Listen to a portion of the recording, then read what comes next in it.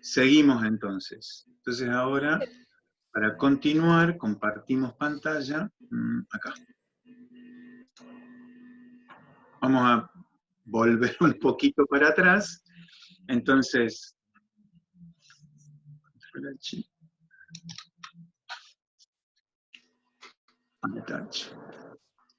muy bien. Entonces, lo que estábamos diciendo, estábamos comparando la textura porfídica con la textura piroclástica. Entonces, lo que decíamos era que en la textura porfídica lo que veíamos más grande era un cristal de un mineral específico. En cambio, en la textura piroclástica lo que veíamos era un trozo que es,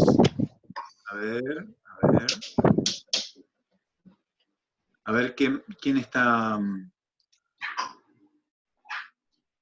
A ver, algunos, no estoy viendo participantes, ahora los voy a ver. Ahí está. Muy bien. Vamos, Julián. Vamos. Voy a cerrar y ahí está. Ahora sí. Entonces, ¿vamos bien? ¿Me escuchan todos? Sí, ¿no? ¿Me están escuchando? Sí, profe. Sí, yo los silencié a todos, nada más. Muy bien. Entonces, repito. Esto lo vamos a repetir porque es un... Si querés, vos también, Marce, si en algún momento querés hacer algún comentario de esto, pero básicamente, la textura porfídica es esta textura que vemos acá, esta de la segunda empezando de arriba. Lo que se ve acá más grande es un cristal de un mineral, es un mineral completo. En este caso debe ser un feldespato. En cambio, en esta de acá, que es una textura piroclástica, esto que se ve acá es una roca, un pedacito de roca dentro de otra roca. En este caso, seguramente esta roca externa debe ser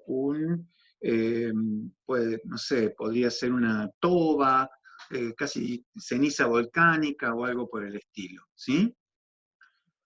En una pumicia también a veces podríamos llegar a encontrar algún tipo de roca o trozo original. ¿Por qué? Porque esa ceniza, en el momento en que sale y se va depositando, se lleva partes de lo que está suelto sobre la superficie. Entonces, la ceniza o la lava volcánica muchas veces arrastra material suelto sobre una ladera de la montaña. ¿Está? ¿Vamos bien? Perfecto. Muy bien. Muy bien. Entonces, acá vamos a borrar. Muy bien. Siguiente, vamos a hacer, no, que estoy anotando. Entonces, acá tenemos, entonces acá sí vamos a las dos clasificaciones. No sé, insisto en decir calificaciones, pero son clasificaciones. Por un lado tenemos la composición, déjenme un segundito, que me está llamando mi hija y denme un minutito. Bueno, por un lado es la composición química,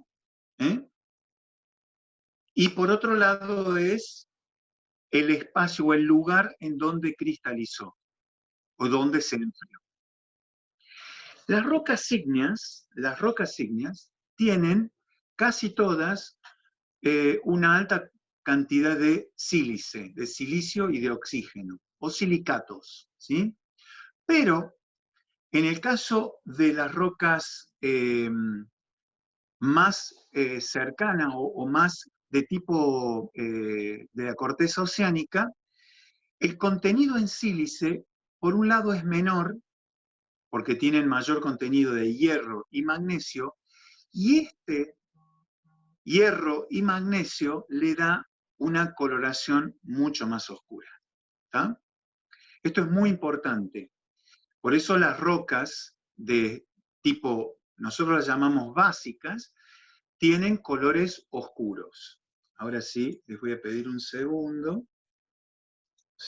para contestar una cosa más.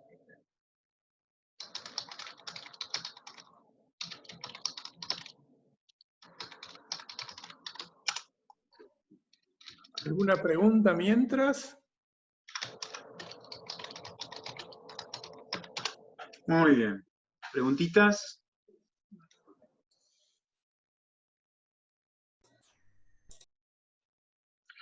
Yo quizás vaya un poco más lento de lo que podríamos ir en clase, pero la verdad que prefiero ir más despacito, ¿no? Porque esto es importante. Esto que estamos viendo acá no es otra cosa que lo que vimos en el diagrama de Bowen. ¿Se acuerdan?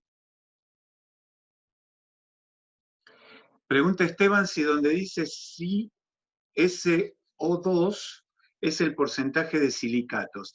En realidad es el porcentaje de sílice, ¿sí? Como sílice oxígeno 2. Lo que pasa es que las rocas básicas o las rocas digamos, del manto o las rocas de la corteza oceánica tienen los silicatos, tienen contenidos en hierro y magnesio, y estos silicatos en general tienen menos sílice que los silicoaluminatos de potasio, calcio, sodio, que son más claritos. Entonces, en general, las rocas de la corteza oceánica son con menor contenido en sílice y más oscuras. ¿Tá? Eso sería el tema. ¿Tá? Muy bien. Fíjense que esto va aumentando hacia las rocas más ácidas. ¿Sí? Entonces, las rocas ácidas son más claritas porque tienen más contenido en cuarzo y silicatos claros, como los feldespatos o los, en general, todos los feldespatos. ¿Tá? También contienen los granitos muscovita, que también es un silicato, silicoaluminato de potasio y todo eso, y potasio y silicoaluminato, y también algo de biotita, o sea que un granito también puede tener algo de biotita. Ahí, Marcelo, hago un paréntesis por algo que comentaban hace un ratito. Como que, ¿quién era? ¿Santiago el que hizo el comentario? No. ¿Quién era? El que hizo el comentario de que no se llamaba más biotita, que había desaparecido el nombre de biotita, o algo por el estilo. Ah, sí, yo lo había dicho. No que había desaparecido el nombre, sino que no era más considerado un mineral. Mira, ahora te paso lo que leí prácticamente. Dale. Sí, yo no lo... Para mí la biotita es un mineral, y es un silicato sílico-aluminato de potasio. ¿Cómo? Perdón, decilo. No, que es uno de los minerales formadores de roca, también es un mineral importante. Claro. Ahí lo pasé. Decía eso de Wikipedia es. Sí, está bien. Igual es confuso, porque no dice por qué no sería un mineral. Claro. Sí. Claro, podría llegar a ser, por lo que leo rápidamente acá, es que la biotita es como decir piroxeno, capaz, o anfíbol. El piroxeno no es un mineral, no hay un mineral piroxeno, sino que es un grupo de minerales a los que llamamos piroxeno porque tienen unas características que los hacen comunes. Lo mismo que el grupo de los anfíboles. Capaz que están jugando un poco con eso, ¿no? Como que Claro. la biotita, no hay una sola biotita, sino que hay un montón de minerales que en su conjunto los llamamos biotita. Eso debe ser. ¿Ah? Ah, no, joya. Pero le vamos a buscar, International Mineralogical Association debe ser, ¿no? Esta, el IMA, la IMA. Bueno, la flogopita y la siderofilita, bueno, sidero ya te da el nombre, ¿no? Sidero de algo relacionado con el espacio, el hierro y no sé, algo relacionado con algún meteorito o algo. Anita y estonita, sí, exacto. Muy bien. Entonces, volvemos al diagrama. Volvemos al diagrama. Entonces tenemos, ¿recuerdan? En la serie de Bowen, vamos a volver a la serie de Bowen rápidamente para recordar que los minerales, se me fue. Los minerales como el olivino y los piroxenos eran de los magmas con alto contenido en hierro y magnesio y que eran rocas ultramáficas o máficas. Y a medida que la cámara magmática se iba diferenciando, iba quedando mucho más rica en sílice y los minerales que aparecían eran feldespato potásico, mica, muscovita o moscovita y cuarzo, que eran félsicos. Félsicos de feldespato y sílice, ¿no? Félsico viene de la palabra feldespato y sílice. Y máfico de magnesio y ferrum, que es la otra forma de hablar de hierro, ¿no? Por eso lo llaman máficos y félsicos. Pero son más oscuros y más claros, respectivamente. Entonces, volviendo a esto, ven que el gabbro es una roca formada por minerales oscuros, mientras que el granito está formado por minerales claros, con mayor contenido en sílice. Pero fíjense que este contenido en sílice no es tan grande, no es que uno tiene el 10% de sílice y otro tiene el 100% de sílice, ¿ok? En algunos granitos, como el que les mostraba recién, ese que tenía una textura gráfica, formado casi exclusivamente por feldespato y por cuarzo, seguramente el contenido en sílice es mayor al 70%, porque así son esos minerales. Y en el caso del gabbro, son piroxenos y olivinos seguramente, y son minerales bien oscuros con un 40-45% de sílice. ¿Ok? Pero acá, y la diorita, que está justo en el medio, es una composición intermedia. ¿Ah? Acá hay lamentablemente, no tuve tiempo ahora porque lo vi tarde, pero hay un lindo dibujo en la edición número 10 del Tarbook, que después se las voy a poner voy a corregir el PowerPoint y voy a meter esta imagen que está bastante buena, donde hay un volcán, la cámara magmática y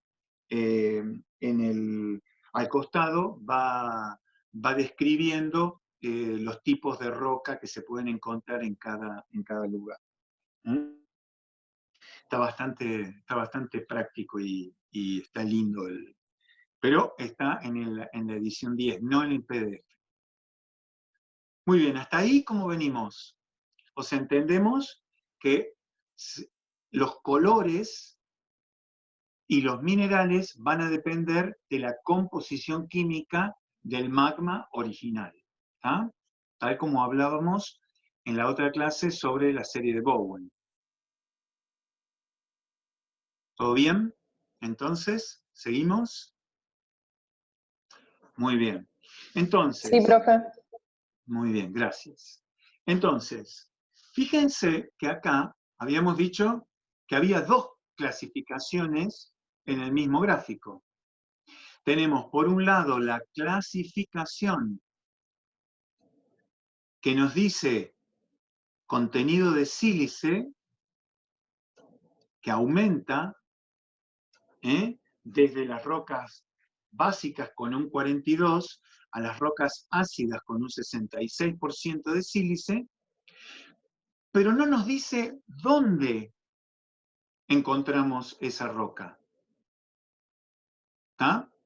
Y eso viene a cuento de dónde encontramos la roca, de la línea que hay acá abajo, que nos muestra otras rocas con la misma composición que las que están arriba, pero que han sido enfriadas muy rápidamente en la superficie. Por eso, a las de arriba las llamamos plutónicas o intrusivas, y a las volcánicas, que son producto de los volcanes, las llamamos volcánicas o extrusivas, que extruyen, se extruyen del interior de la Tierra. ¿Tá? Entonces, vamos a tener rocas donde no vamos a poder reconocer los minerales que tienen a simple vista. Porque si nosotros hacemos un corte delgado, sí los vamos a reconocer. Va a ser más difícil. Los que trabajamos alguna vez o hicimos algún corte petrográfico de estas porquerías, son muy difíciles de ver, no se ven bien. La verdad que a mí, si había algo que no me gustaba, era hacer cortes petrográficos de las rocas volcánicas, porque son minerales muy chiquitos que se ven en el microscopio, pero que hay que hacer una serie de pruebas ópticas, y que es muy difícil porque son extremadamente chicos, ¿no? A ver qué dice Esteban. Plutónica se la llama por el proceso de enfriamiento es largo. Bueno, en realidad se las llama plutónicas por Plutón, que es el dios de los infiernos, podrían haberlas llamado diabólicas, porque están en el interior de la Tierra, en el magma, donde vive el diablo y todo eso, y sus secuaces. Pero no, las llamaron plutónicas por eso. Pero sí, son las que se enfrían en el interior de la Tierra, ¿ok? Se forman en el interior y los volcanes en el exterior. Exactamente, así es. Entonces, vamos a tener que el gabbro y el basalto tienen que la misma concentración, de sílice en la roca. exacto. En realidad, cantidad de sílice o composición, la misma composición química. ¿Ah? Pero una la encontramos en zonas volcánicas, y las otras las encontramos en el interior, que por supuesto, como decíamos en la otra clase, a lo largo de los millones de años, la superficie de la Tierra se va erosionando, las fuerzas tectónicas siguen empujando los continentes hacia arriba, y finalmente las podemos encontrar en la superficie de la Tierra, pero ya completamente cristalizadas. ¿Está? Muy bien, ¿cómo venimos? Bien, bien. Bueno, entonces ahora... Una pregunta. ¿Sí? ¿Cuánto tarda en cristalizar las rocas plutónicas? En realidad no sabría decirte. Yo no tengo así, pero son, digamos, para que una roca plutónica,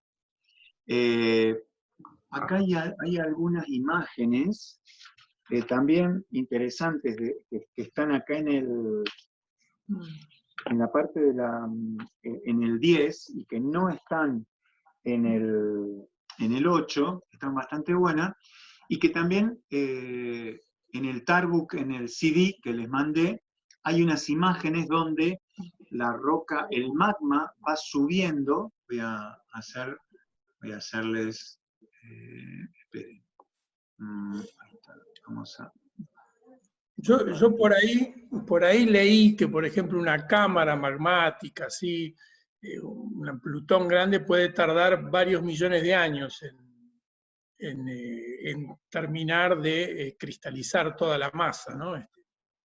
Claro. Bueno, entonces estamos hablando justamente de millones de años. Acá tenemos la cámara magmática, ¿eh? Pero a medida, por supuesto que podría haber alguna grieta que podría generar las rocas volcánicas, ¿no es cierto? Pero a medida que la cámara magmática está, y esto puede ser 5 a 10 kilómetros o más de profundidad, pero a medida que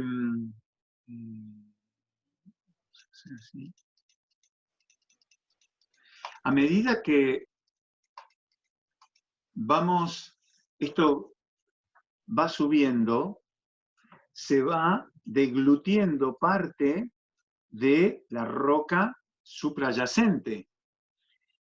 Entonces va subiendo y se va enfriando. ¿Sí?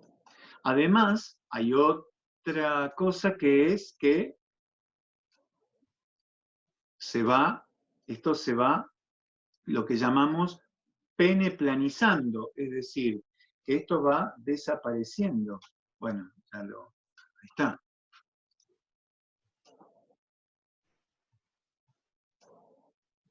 Esperen.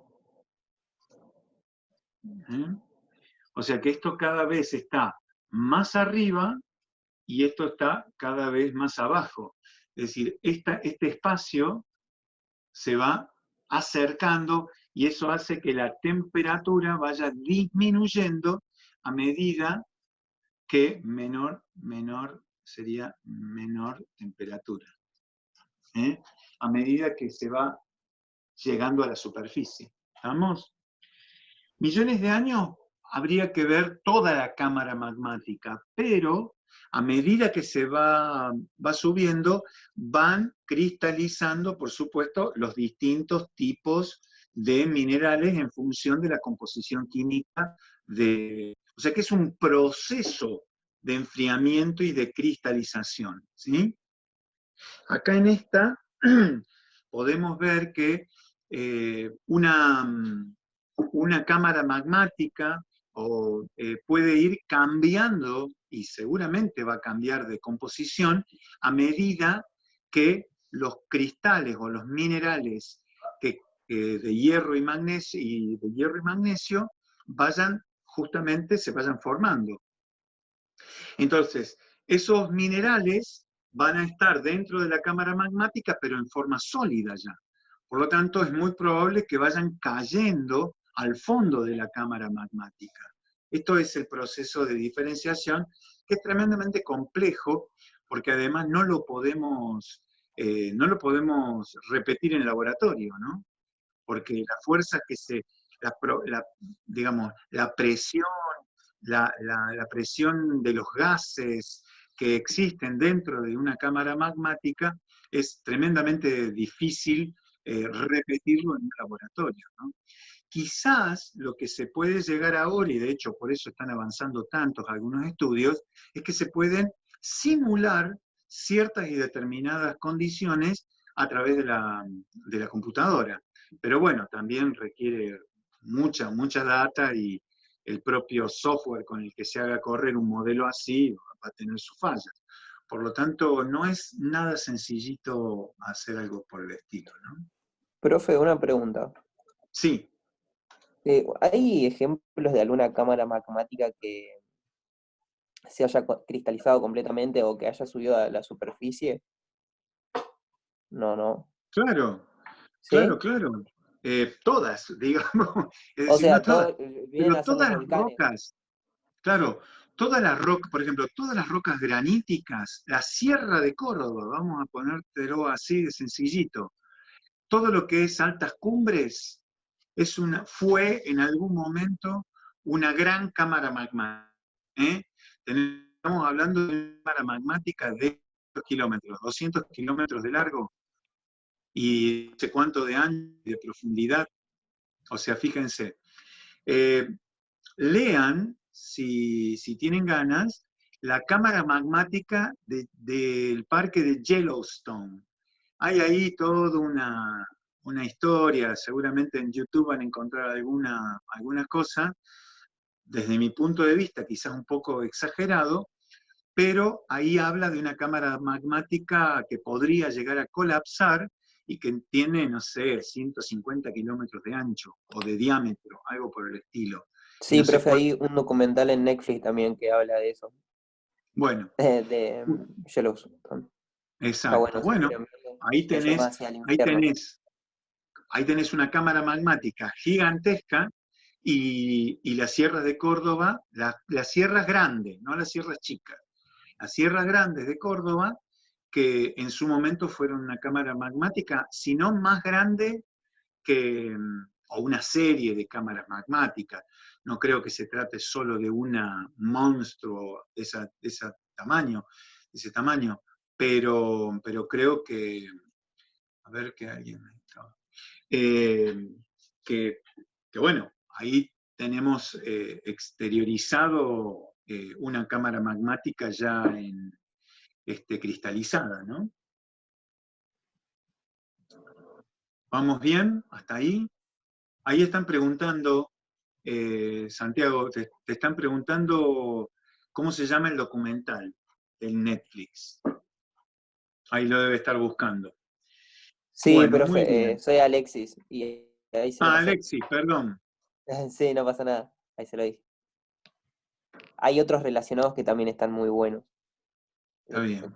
Aparece ese documental. Ahí se levanta la mano y dice, Santiago, yo no fui, profe. Muy bien. Ahora vamos a este otro que también es muy interesante, y estamos hablando siempre, les aviso, siempre de lo mismo, ¿eh? ¿No? Acá no estamos hablando de cosas raras. Yo entiendo que cada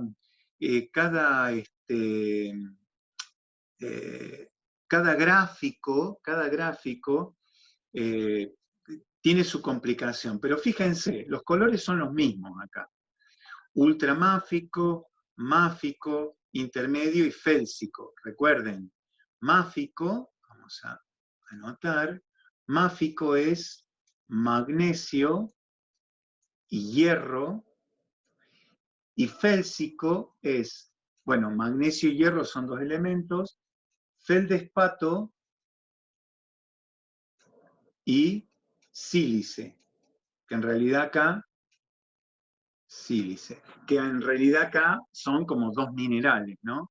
Por eso se les da el nombre de máfico y félsico, ¿ok? Muy bien. Y el intermedio, intermedio, no tiene ningún nombre. Muy bien. Lo que llamamos sí es de... Ah, sí, lo empecé a ver a ese, hacia el infierno. Sí, ahora me acuerdo. Muy bien.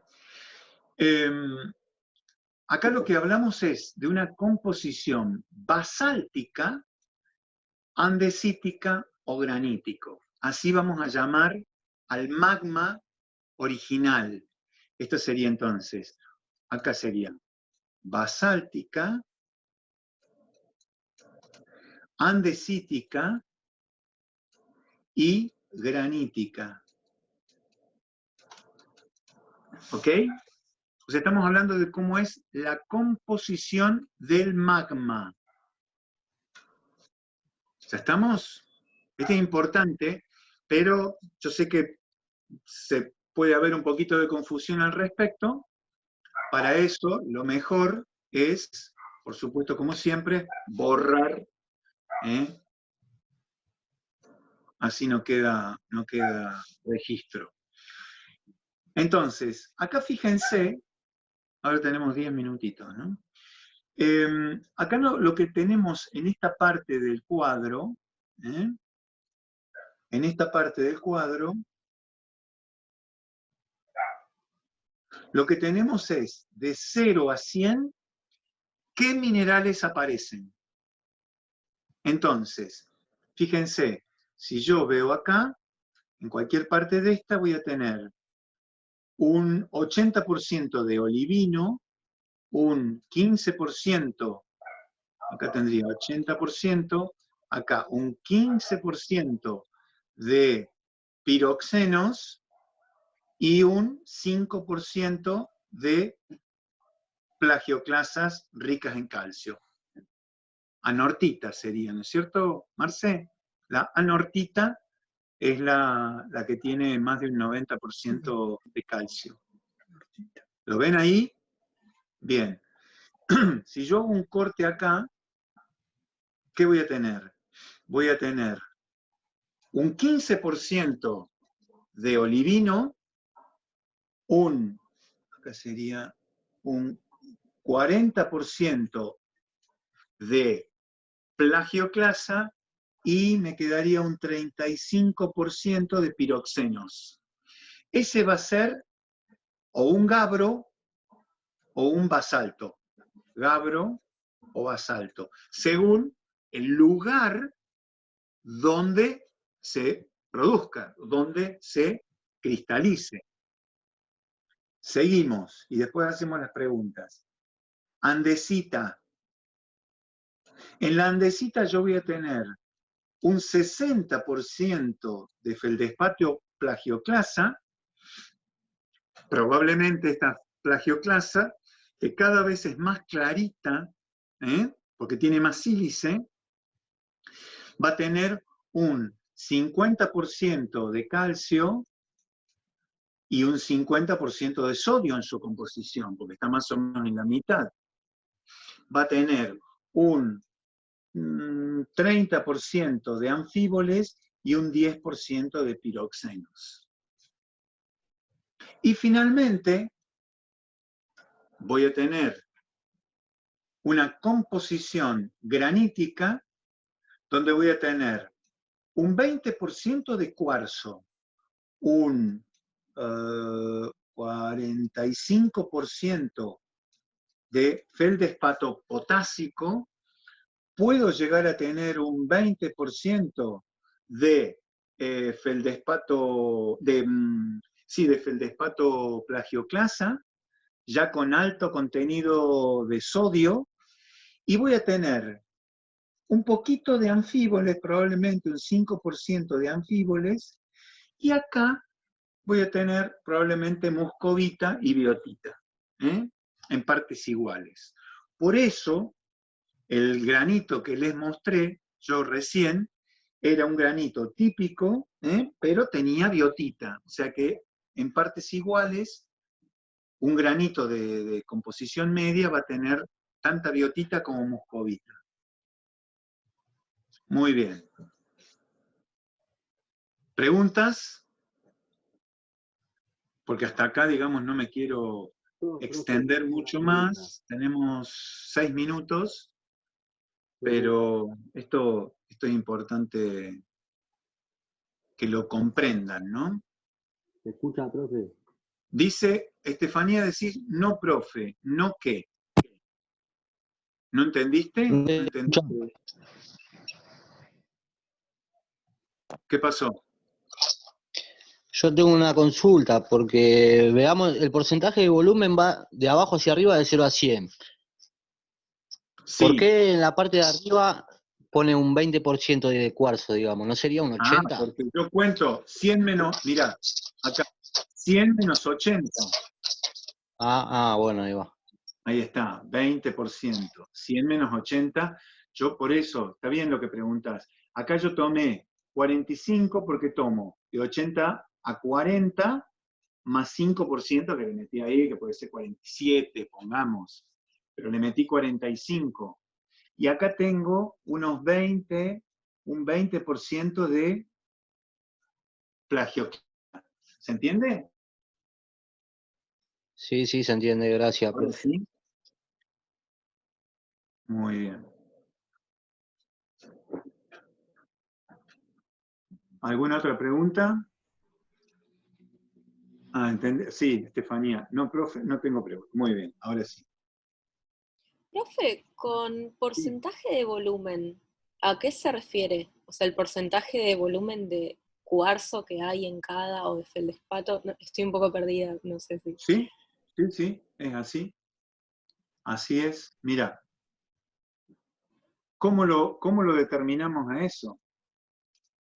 Nos quedan unos minutitos para hacer esto. Mira, vamos a borrar todos los dibujos y vamos a dibujar. Nosotros hacemos de la roca, no sé qué, no sé qué, no sé qué, no sé qué, sacamos un corte delgado. Hacemos un corte y ponemos la roca. La cortamos a la roca muy finita y la llevamos al microscopio. ¿Eh? Vamos a ver cómo me sale un microscopio. Qué bien que me salió el microscopio. Muy bien. ¿Qué voy a tener yo? El corte delgado y voy a tener algo así.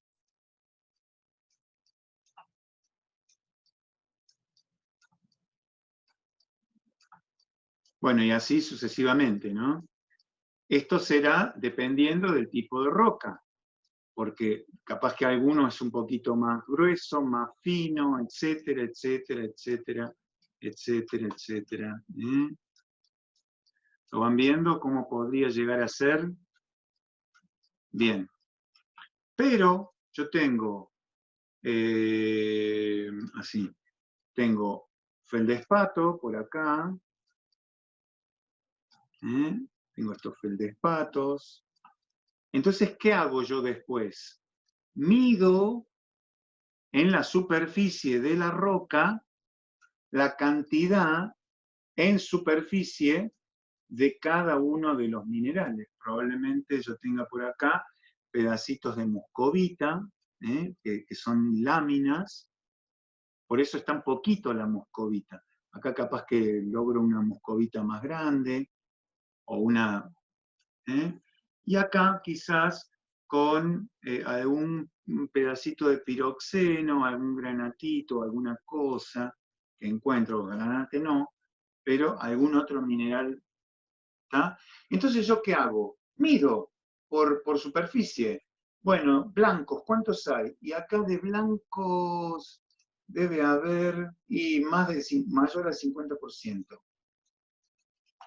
Y de naranjas, y un 45%. Y la moscovita un 5%, y el otro menor a 1%. ¿Lo ven?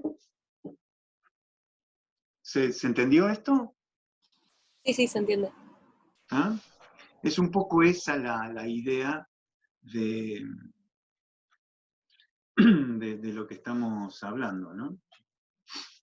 Entonces, obviamente esos cuadros que hemos estado mirando y que se han hecho, están basados obviamente en lo que es el estudio de bueno, no sé si cientos de miles, pero sí, cientos de miles. Porque imagínense que cada geólogo debe haber mirado no sé cuántas, a los que se dedicaban y los que no. Por lo tanto, se han hecho cientos de miles de cortes en todo el mundo para las hojas geológicas, para todo. Entonces, sí, es realmente importante, digamos, tiene su base científica. Bueno, ¿algún otro? Bueno, ahora volvemos entonces.